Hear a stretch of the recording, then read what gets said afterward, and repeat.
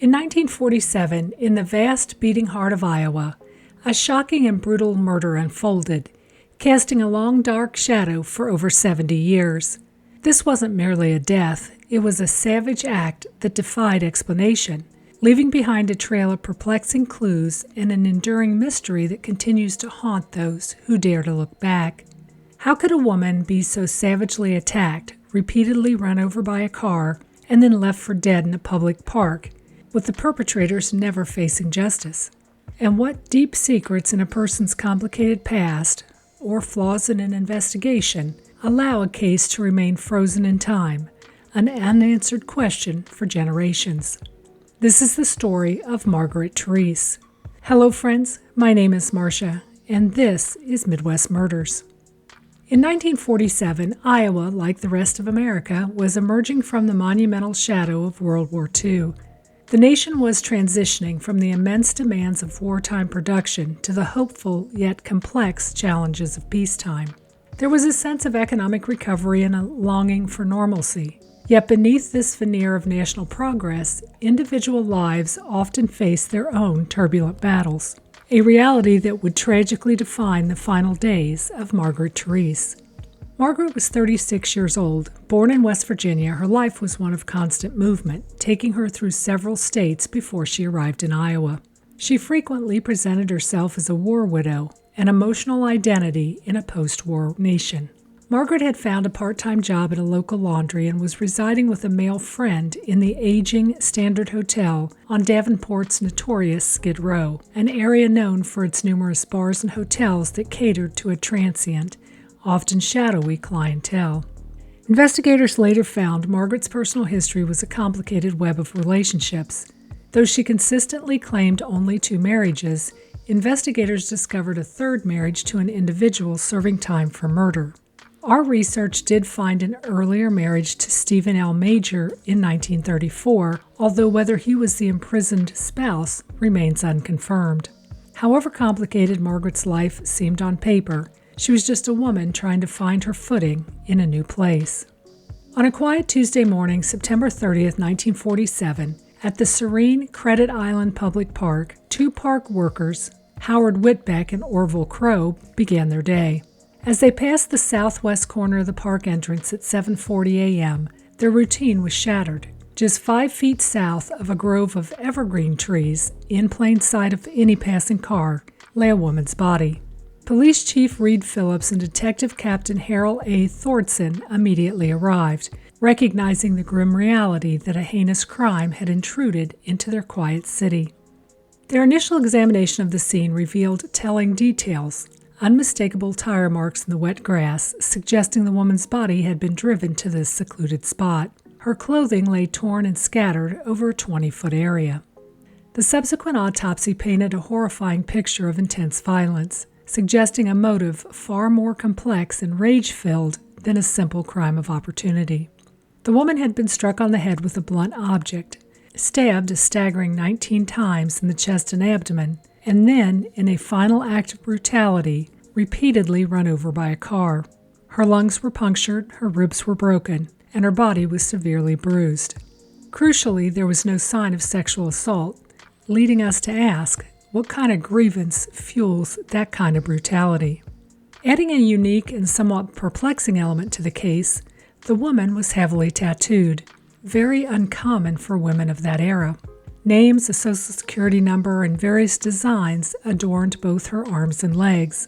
A prominent chest tattoo read Stanley, with true love below it, alongside an elaborate snake with bared fangs.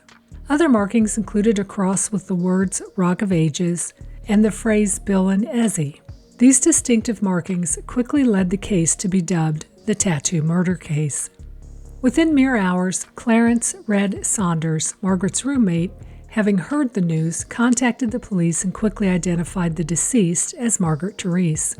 This rapid identification seemed like a crucial early break, yet it would ultimately lead investigators down a path riddled with dead ends. Margaret was a familiar face in the taverns of Skid Row, particularly in the 400 block of West 2nd Street. Saunders told police that he and Margaret were already in bed when she abruptly rose, stating that she was going to a tavern in the 600 block of West 2nd Street and would return in just 15 minutes. Around 10 p.m., Margaret arrived at Bush's Tavern at 410 West 2nd Street. She was reportedly in a jovial mood, dancing freely and accepting drinks from various men. However, after being repeatedly warned that dancing was against the rules, Margaret was ultimately asked to leave the bar at 12:30 a.m. on Tuesday morning. There's no indication she visited any other bars on the street. Crucially, witnesses later came forward reporting that they had seen Margaret getting into a car with 3 men. This startling piece of information, placing her with multiple individuals just hours before her body was found, became a central, yet frustratingly unresolved piece of the puzzle. Police launched an intensive investigation, questioning approximately 60 individuals, mostly men, who were part of her social circle. It became clear that she had been romantically involved with several of them, adding layers of complexity to her personal life. Red Saunders was among the first questioned, though he was never seriously considered a prime suspect. Despite a lack of direct evidence against him, he was taken to Chicago for a lie detector test. Saunders, a tree trimmer, had met Margaret in Wyoming and Denver before they became roommates in Iowa. While he had a criminal record for robbery, he provided a solid alibi for the time of the murder and was eventually cleared of any involvement. Pete Peterson, a 55-year-old carpenter who knew Margaret, also faced questioning. He denied any involvement in her death, although he did claim that Margaret had stolen $50 or $60 from him. His alibi was ironclad as he was working on a farm during the murder. What's worth noting is how newspapers of the time sensationalized Peterson as a former mental patient. While technically true that he had a brief hospital stay after reporting a knife attack, this characterization seems to have been used to create drama, potentially misleading both the public and investigators. In October, a newspaperman in Moline received a letter that seemed to offer promising clues. Although police theorized it might be a revenge attempt targeting the named suspect, they were obligated to investigate. The individual identified in the letter, a Moline hat shop owner, presented an ironclad alibi and was swiftly cleared, another tantalizing lead that dissolved into frustration. Years later, in August 1948, an attack on 25-year-old Betty Owens bore an unsettling resemblance to Margaret's murder. Betty had gone to a riverside park in Davenport with 26-year-old Robert Brungart. When she resisted his advances, he brutally beat her and tore off her clothes. Brungart was charged in this case, though he consistently denied any involvement in Margaret's murder. This connection, while unproven, raises a chilling question. Was there a serial attacker at work in the area, preying on women in similar circumstances? In 1956, almost a decade after the original crime, Margaret's case was dramatically reopened. An unidentified woman from Moline came forward, claiming she had seen Margaret just hours before her death in a car with 2 men. This woman, a former barmaid, was well acquainted with Margaret. She told Police Chief Harvey A. Smith that the 2 men she saw were known police figures and that she could identify them. She reportedly saw the 3 drive by Washington Square Park in an old car, headed toward Credit Island. Chief Smith acknowledged the possibility that these men had already been questioned and cleared, but insisted on re-examining all the old evidence. This promising new lead, offering specific identities and locations, tragically dissolved like so many others before it, failing to produce any arrest. It leaves us wondering about the competency of the follow-up, or the ability of the system to connect critical dots decades after the fact. Margaret was returned to Cumberland, West Virginia for burial on Friday, October 3, 1947. Her grave in the New Cumberland Cemetery remains unmarked, a silent testament to a life tragically cut short and a mystery that persists.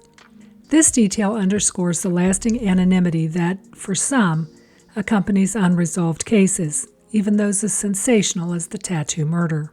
Here's what continues to trouble me about this case beyond the headlines and the nickname. Margaret's last known act, getting into a car with 3 men after being asked to leave a tavern, is a critical piece of the puzzle. This strongly suggests a likely encounter with multiple individuals escalating from a late night out to a horrific fatal event. It's difficult to imagine three men, possibly under the influence, taking her to a park, committing such extreme violence, and leaving no discernible trace or breaking their collective silence for decades. This points either to a premeditated, calculated act or a powerful, unspoken pact between them to keep the truth hidden. The overkill nature of the murder is not just violent, it's personal. This level of savagery usually points to intense rage or a very specific, intimate motive, rather than a random robbery or a dispassionate killing. The fact that she was not sexually assaulted further complicates the motive. Was this a deeply personal attack tied to one of her many complicated relationships, or was it a brutal message intended for someone else entirely? The presence of her prominent tattoos, particularly the name Stanley, causes us to question if they were a key to understanding this personal rage. The lack of a clear motive is a gaping hole in understanding this tragedy. The scattered clothing found over a 20-foot area and the undeniable tire marks at the scene paint a picture of a messy, chaotic struggle and disposal. The perpetrators drove her to the park, carried out the brutal attack, and then used the car itself as an additional weapon, further disfiguring her.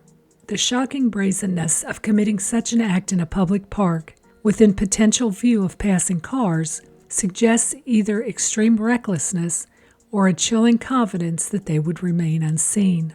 The murder of Margaret Treese stands as a chilling reminder of the unresolved questions that haunt the shadows of our past. Police never definitively established a motive for Margaret's murder, and no one was ever charged. The truth behind her tragic death continues to elude us. The person responsible is likely no longer alive, meaning the full truth may forever be buried with them, leaving Margaret's story as a permanent cold case. This leaves us with agonizing questions. Who were the three men Margaret was last seen with, and what dark pact kept their silence for so long? Did her complicated personal life, with its many relationships and hidden details, inadvertently shield her killer? And why, despite compelling eyewitness accounts, a brutal crime scene, and even renewed investigations decades later, did justice never come for Margaret? If you have any thoughts or theories about this case, please leave them in the comments below. Until next time, stay curious, stay vigilant, and may the truth reveal itself in the shadows.